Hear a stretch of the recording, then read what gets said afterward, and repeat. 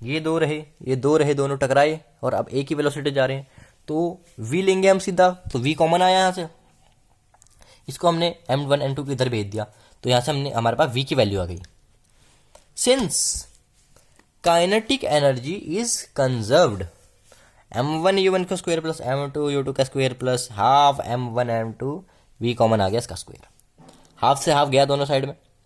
m1 u1 का square plus m2 u2 का square equal to m1 plus m2 v का square, सिर्फ v का स्क्वायर। अब चलिए एनर्जी का लॉस देखते हैं, और लॉस कैसे निकलेगा। लॉस ऑफ एनर्जी डेल्टा के इज इक्वल्स टू के आई माइनस के एफ। अब मेरे को भी ये बहुत कंफ्यूजन होती है यार, ये होता ही ये फॉर्मूला है कि के एफ माइनस के आई नहीं होता, के आई माइनस के एफ होता है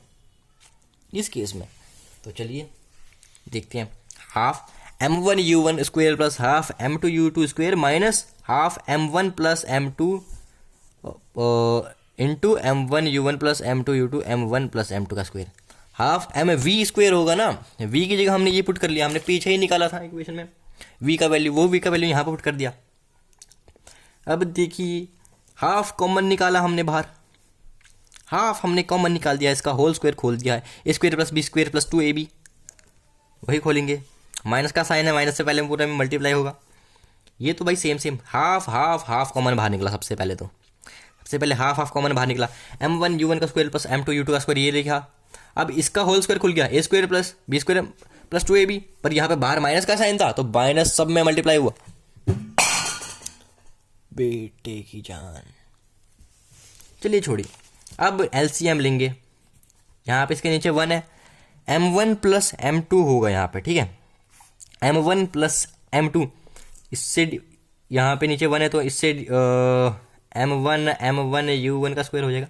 ऐसे करते करते m1 से इसको मल्टीप्लाई करेंगे, सबसे पहले m1 का square m1 square u1 square हो जाएगा, देन m2 को इससे मल्टीप्लाई करेंगे, m1 m2 u स्क्वायर हो गया, देन ये तो सेम ही रहेगा है ना, m1 m2 u1 square m1,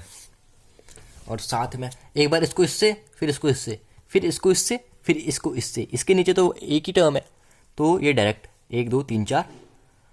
इसके बाद ये एज इट इज सेम लिख लेंगे हम, यहाँ से लेके 1 2 3 4 हमने एलसीएम यूज करा, इन दोनों को पहले इससे फिर इन दोनों को इससे मल्टीप्लाई करके,